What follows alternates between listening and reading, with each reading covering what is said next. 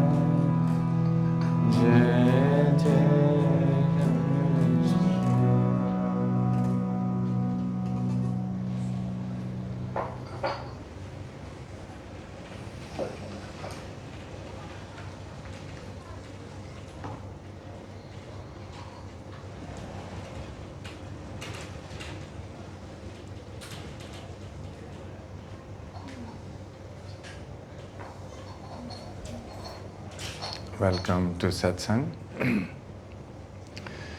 Keep one hand on your heart and one on the navel center. Feel the movement of your breath through your nostril at the end of your tongue and in your heart at the navel center.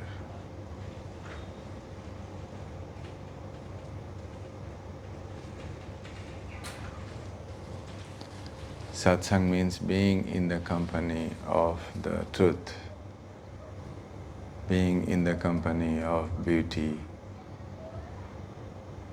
being in the company of goodness. Satyam Shivam Sundaram.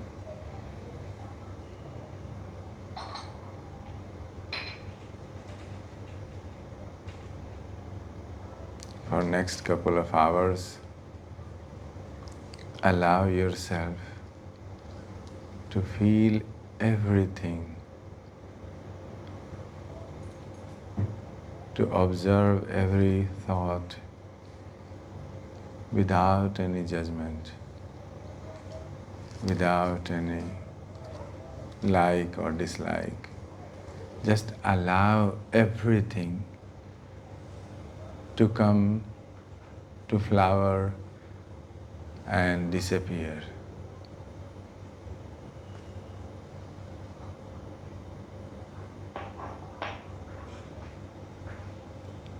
In Kirtan, all kind of feelings are allowed.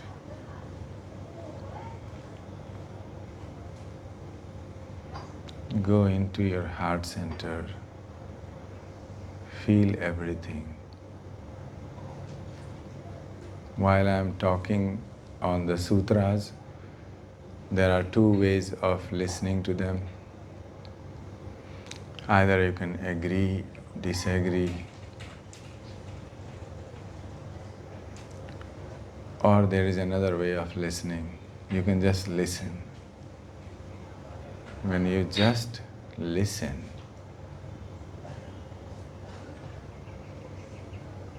then if there is any truth in those sutras, it will enter in your heart as a seed, and it will start bringing its fragrance in your life.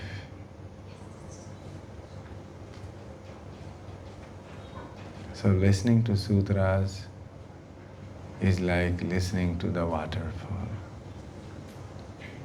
listening to the birds chirping, not with the mind, but from the heart.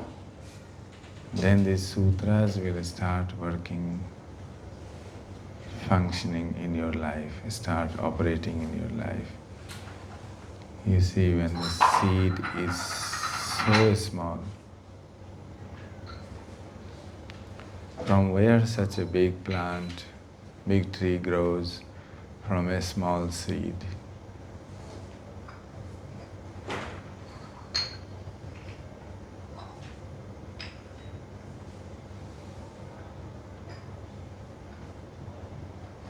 This is called Sutra. Sutra means the seed.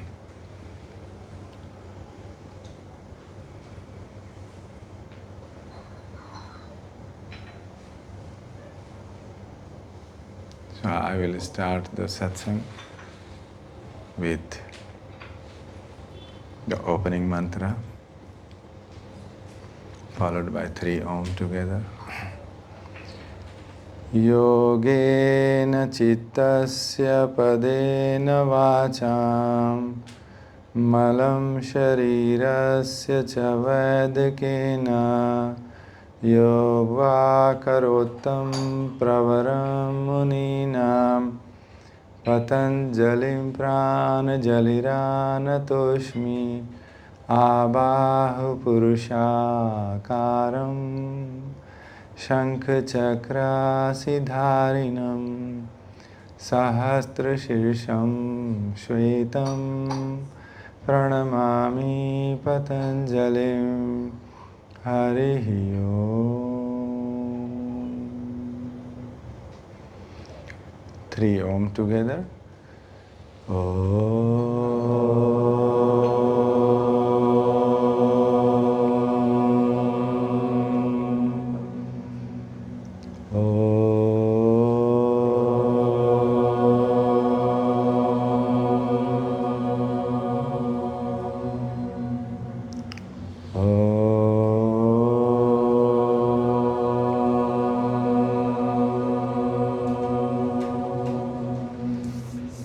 Rub your hands.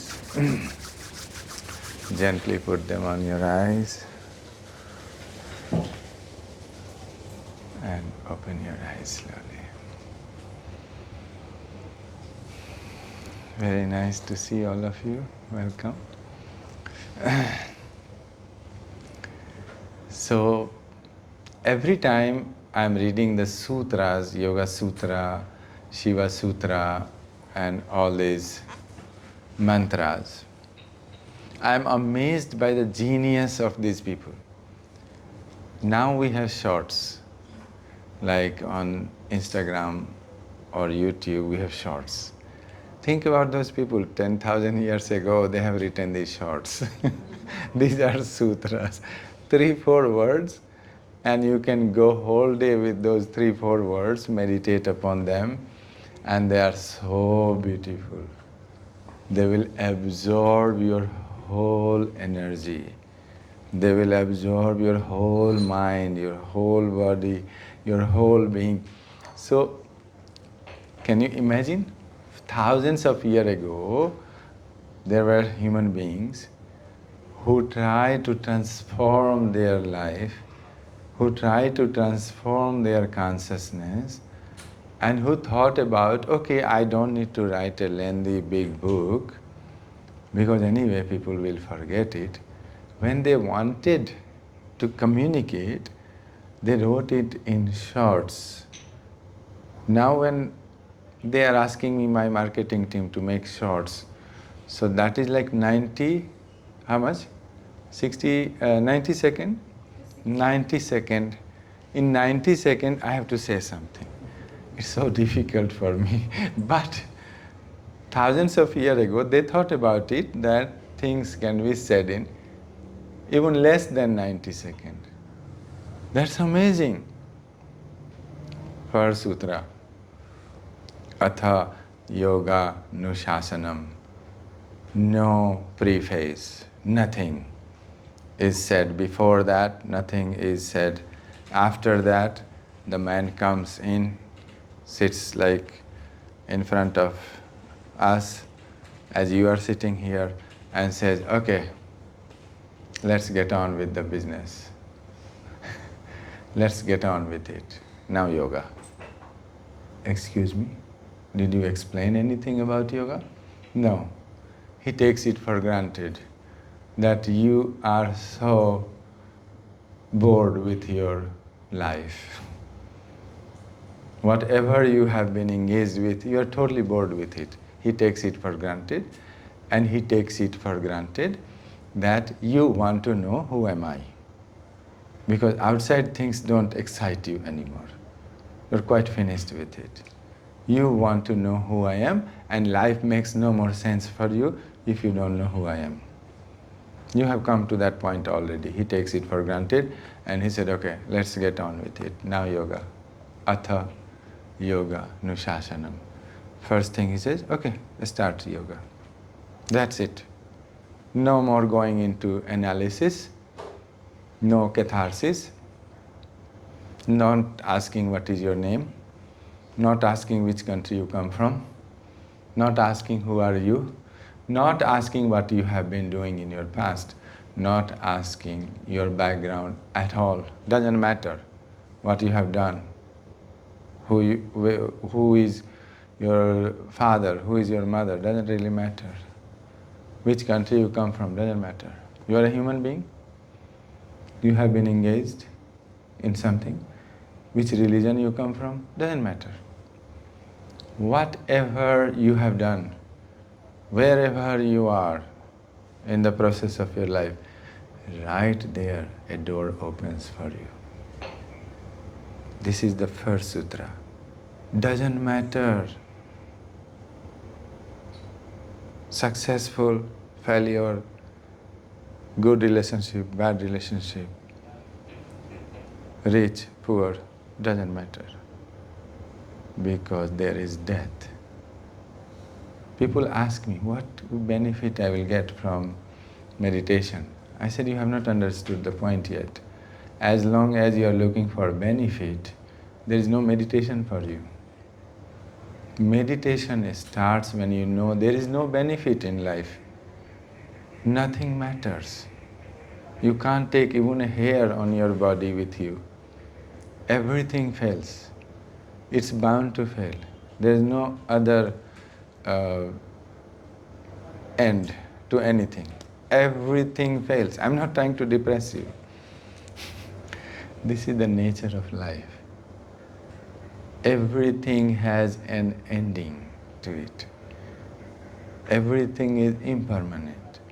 If you have understood this one simple point, you're not looking for any more benefit, and you're not bothered about loss either. Loss and benefit doesn't matter, because even if you have the whole world, you will lose it. So today, whether your boyfriend or girlfriend dumps you today, or you get dumped by death, actually it doesn't matter. There is an ending to everything. So don't even regret anything. Do you see what Patanjali is saying in the very first sutra? Ending of all guilt, ending of your past. Totally drop all your past, drop all the guilt. Doesn't matter. And another thing is, don't bother about what happens, because that also doesn't matter. So future doesn't matter and past doesn't matter. How beautiful is this? Now yoga. This is the first sutra. You can go around whole day and just think about this one sutra. Now yoga. Whatever has happened, whatever will happen, doesn't matter. Now yoga. Go around with this sutra, one sutra.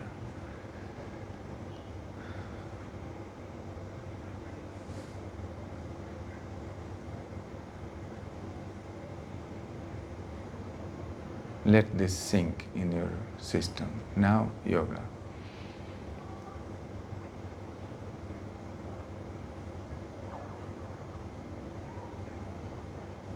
Your whole past doesn't matter. You want to know the secret of the first sutra?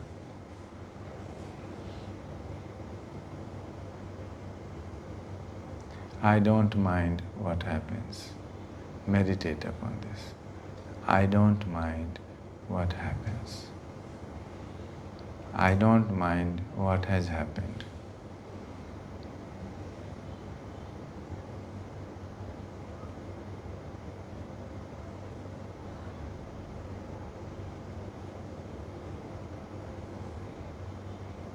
I don't mind what happened. I don't mind what happens. Meditate upon this.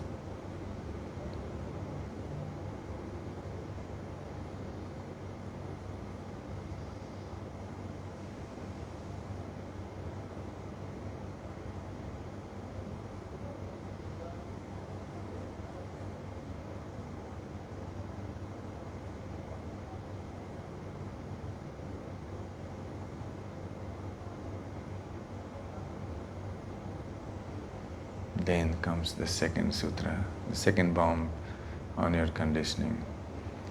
Yogaschitta vritti nirodha tadadrastu swarupe avasthanam vritti sarupya mitaratra vritti sarupya mitaratra. Second one, yoga is emptying the consciousness from all its content. What a beauty. Everything borrowed knowledge, every knowledge which is given to you by society, all the borrowed knowledge, all the knowledge which are glued to you got to be emptied. How? That is already in the first sutra. Now. How? Now. Not moving into past, not moving into future. Now. The first sutra is leading you to the emptying process. If you understand the first sutra, nothing matters. That is the first sutra. Nothing matters. All your achievement doesn't matter. What matters is close your eyes and sit with yourself. Spend some time with yourself. That matters. Even every moment you spend with yourself, this is going with you beyond your death. That's what matters. Otherwise,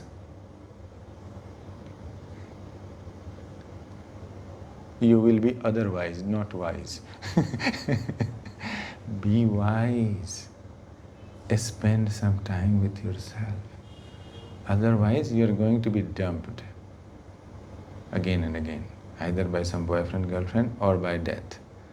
There is no chance for survival on this planet. 100% people are going to be dumped. There is 100% death rate. People say survival of the fittest. Who has survived? Where are the fittest people? They're all lying under the ground. So there is no survival on this planet. But there is survival of the consciousness, not the fittest. Consciousness moves from one form to another form. And what is yoga about? It's about sharpening your consciousness, bringing more light, more awareness to your life. This is vipassana, this is yoga, this is Zen, this is Tantra.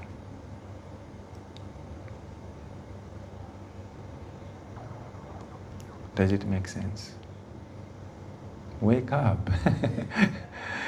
Talk about it. Does it make sense? Talk about it. You know why? Because all your problems are just talks, just thoughts. You are just talking inside, chattering. Why I am talking? So you can be silent. Mind is constantly a chatterbox.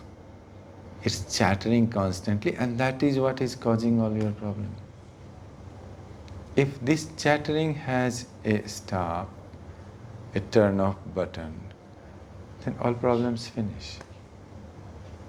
This is the second sutra. Chit vritti nirodha. Yogash chit vritti nirodha. Is there a way to stop this chatterbox? There is a way. First sutra says now, atha. What is happening now? Your breath. Can you observe your breath? What else is happening now? Your body, the sensations. It's happening now. Is it possible to connect to the sensations in your body, your breath? You cannot breathe in past or future. Can you connect to your breath?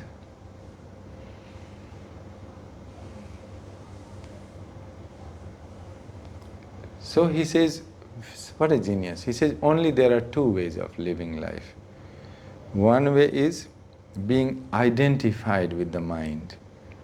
That is, you say, this is my thought, my feeling, my mind.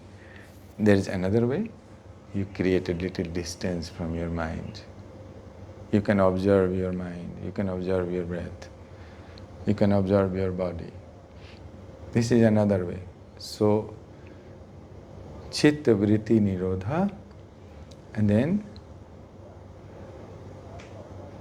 Either you can live that way, where you are in the process of letting go, flowing with the river, or you can live like a totally identified with the mind.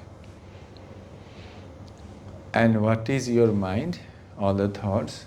He says you can put it into two categories. Vritaya, Panchataya. There are 5 types, but in 2 categories you can put them. They are either creating pain, klishta, klishtaya, or either they are painful thoughts, causing pain in your life, suffering, or pleasure. You are searching for pleasure. And where do you end with every pleasure? Tell me honestly. You are searching for pleasure, and where that pleasure leads you? Does it lead you to bliss or to pain? So that should be very clear to you, that pleasure and pain are not two different things. They are two sides of the same coin. Pleasure, search for pleasure, you will end in pain. Or some people get identified with their pain and they get pleasure in the pain. So basically, both are same.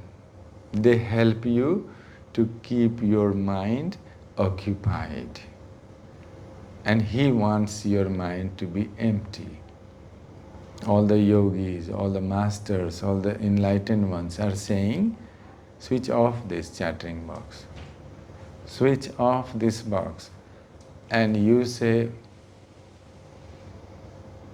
I want pleasure. But then it will not switch off. Because you have to understand, all the pleasures you can get from what? From the sensory organs, from your senses. And your senses are by their nature very limited. Aren't they? Can your eyes see the infinite? No. Your eyes are limited. Your sense of touch is very limited. So this is where yoga and tantra are coming together. Tantra says, awaken all your senses. Highly awaken all your senses. And yoga says, observe the limitation of your senses. But that you can do only when your senses are highly awakened. If your senses are dull, you cannot be able to, you cannot see the limitation of your senses. To see the limitation of your senses, you need to highly awaken them. That's why Tantra and Yoga are together. Tantra Sutra says, Vismayo Yoga Bhumika, wonder. The childlike wandering eyes is the foundation for yoga. Jesus says the same thing. He says only children can enter into the paradise. Same thing, Tantra Sutra is saying, Vismayo Yoga Bhumika, Shiva Sutra. Another thing, Udyamo Bhairava, intense effort is the bridge between you and the divine. Intense effort. It's not going to happen, though by itself. The habit of being unconscious, habit of being sleepy, drowsy, it's so old, ancient, and you try to end that habit. It's not going to be sudden. Sometimes it happens, but not always. It needs intense practice, intense effort, udyam. Then only you can break the patterns of unconscious mind. And why there is so much focus on awareness. Why there is so much focus? Because the more awareness you bring, the conscious mind becomes empty. Then the subconscious mind can throw its content into the conscious mind. Do you see the point? Conscious mind empty, then subconscious mind can throw its content in the conscious mind and be observed.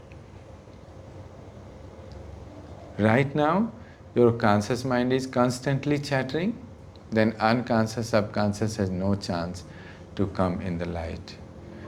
And then you go to a therapist, he analyzes your mind, and what happens by that analysis? Nothing.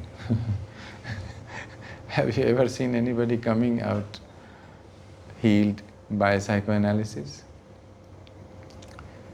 Why? Because the person who is analyzing you has limited knowledge. Again we come to the, how do we gather all the knowledges? We gather all the knowledge from senses. And what did we say? What did Patanjali say? Senses are limited. So from limited senses you are getting limited knowledge. And your mind is infinite and you are trying to understand your mind from the limited knowledge of a therapist. And based on his limited knowledge, he is trying to analyze your mind.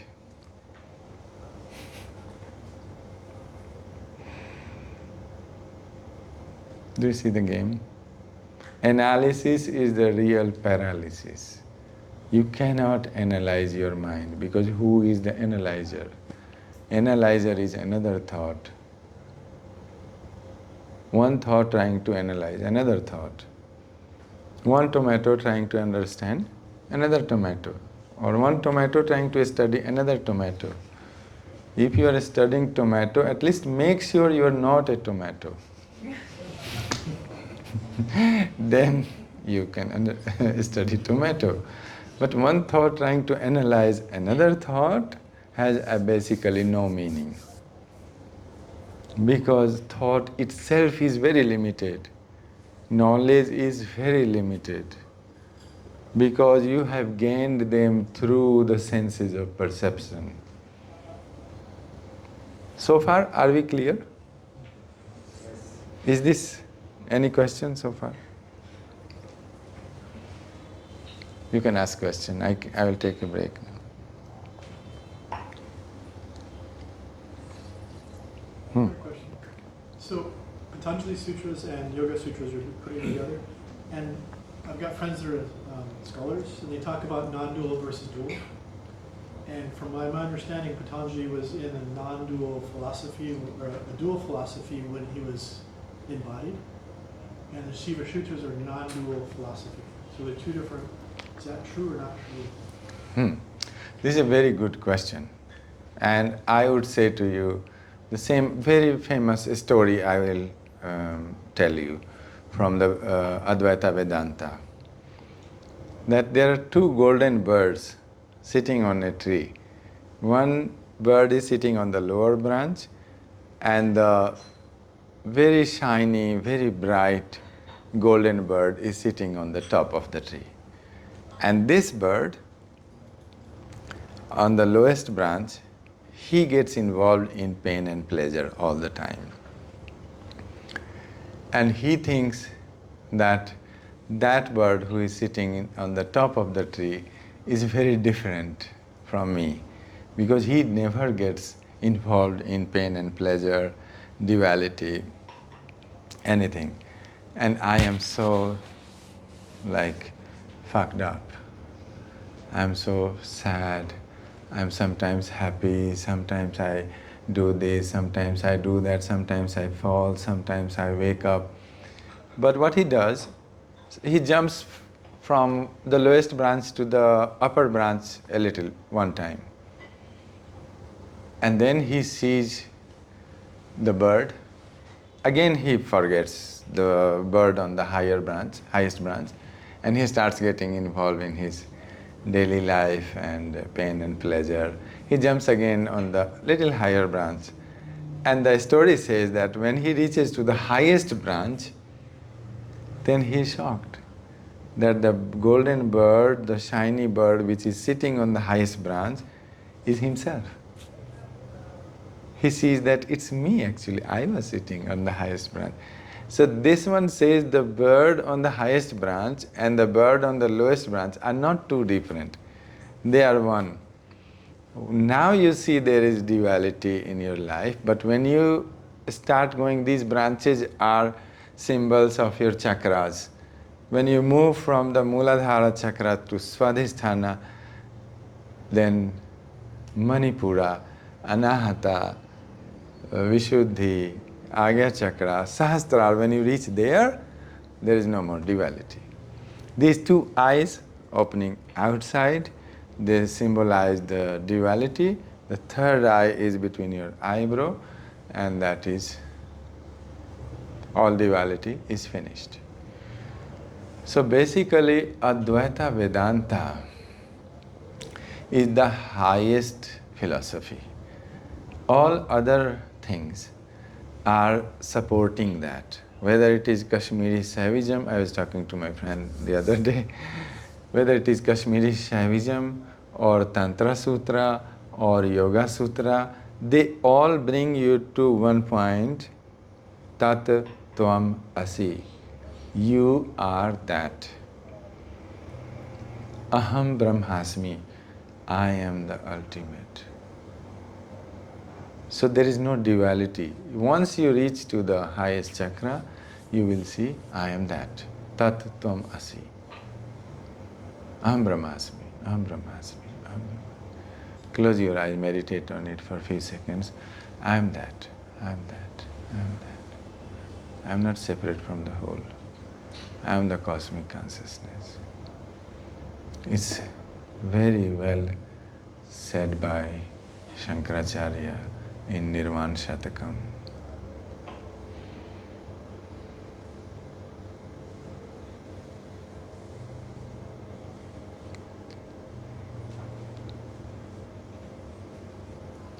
I will chant it for you, and then Nirvana Shatakam, which is one of the greatest yogi of the ancient India. Shankaracharya has written that, Nirvana Shatakam.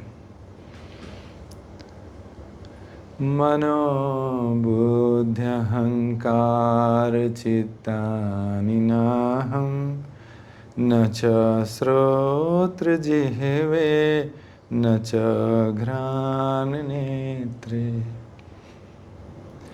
na cha vyoma bhumi na tejo na vayu chidananda rupa Shivoham, Shivoham. I am neither the mind, nor the intellect, nor the ego, nor the consciousness, even nor the consciousness, neither the hearing, nor the tongue, nor the smell, nor the eyes, neither the sky, the space, nor the earth, nor the wind. I am pure consciousness. Meditate upon this. I am pure consciousness. Chidananda Rupa. Chid means awareness, consciousness. Anand means bliss. Shivoham, Shivoham. I am the silence. I am the Shiva. I am that which is not.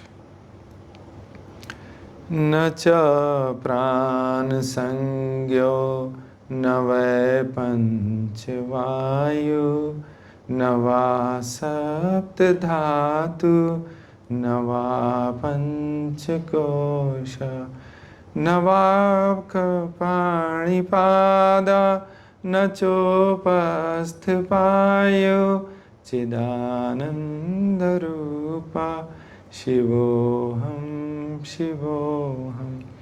I am neither the prana, nor the name, nor the 5 types of wind in my body, nor the 7 kinds of elements, not the 5 bodies. Yoga says you have 5 bodies, Panchakosha, Annamaya Kosha, Pranamaya Kosha. I am none of them. I am just pure consciousness with ecstasy, bliss. न मे द्वेष रागौ न मे लोभ मोहौ मदो नैव मे नैव मात्सर्य भाव न धर्मो न चार्थो न कामो न मोक्ष चिदानंद रूप शिवोहम शिवोहम. Every time you have any kind of anger, greed, envy, jealousy, arrogance, you say to yourself, I am not that.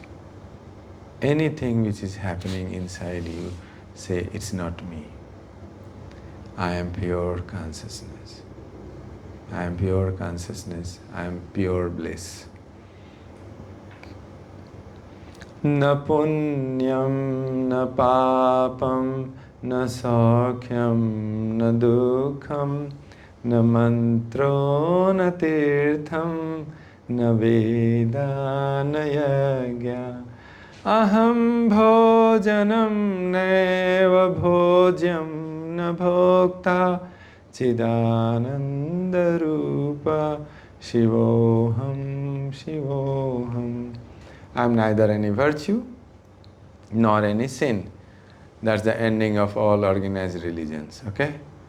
If you go into yoga, you are not part of any organized religion. Finish. Because they are based on sin and virtue. So I am now neither any sin nor any virtue, nor suffering, nor any mantra, nor any holy place, nor any ritual. I am neither the experiencer, nor the experience, nor the experienced. Nothing. I am just pure consciousness, full of bliss.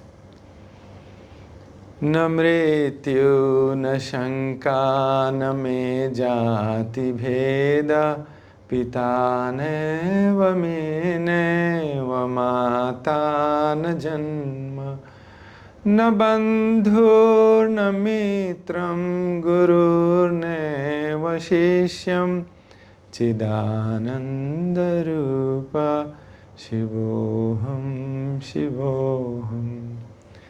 Neither I am death, nor any kind of doubt, nor any kind of division. Neither I am father, nor the mother, nor the birth, nor the friend. Neither I am a guru, nor I am a disciple. I am pure consciousness. I am pure bliss. Last one. Aham nirvikalpo nirakar rupo vibhutva cha sarvetra sarvendriyanam na cha sangatam neva mukti nameya chidananda rupa shivoham shivoham. I am the choiceless awareness. Nirvikalpo means, and there is a kind of awareness when you don't choose, this is good, this is wrong. Choiceless, pure awareness. I am everywhere. Once you reach to that choiceless awareness, you feel that I am a spread, my whole consciousness is spread in the existence. I am pure consciousness with bliss. This is the meditation from the greatest yogi, Shankaracharya. Maybe a chanting? Honoring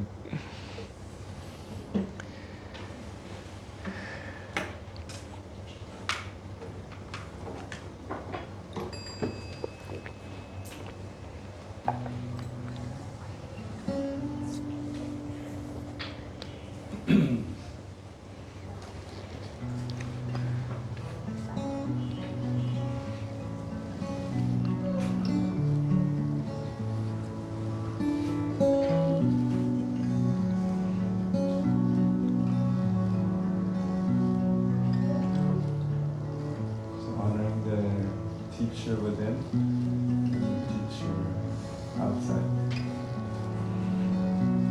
Acknowledge.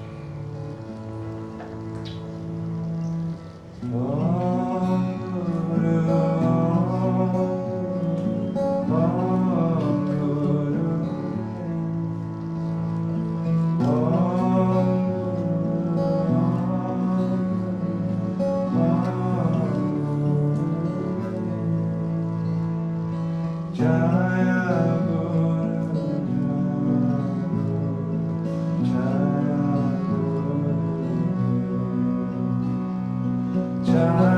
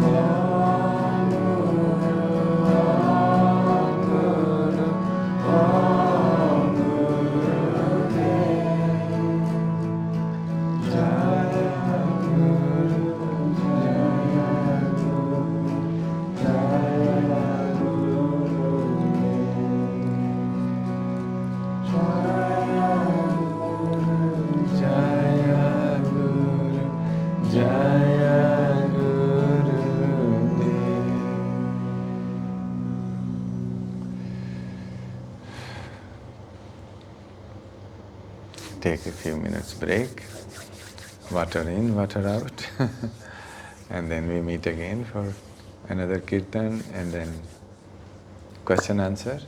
You ask whatever you feel like. I think I have some questions already, some people have sent to me.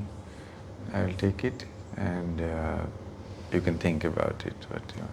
Thank you for your beautiful question.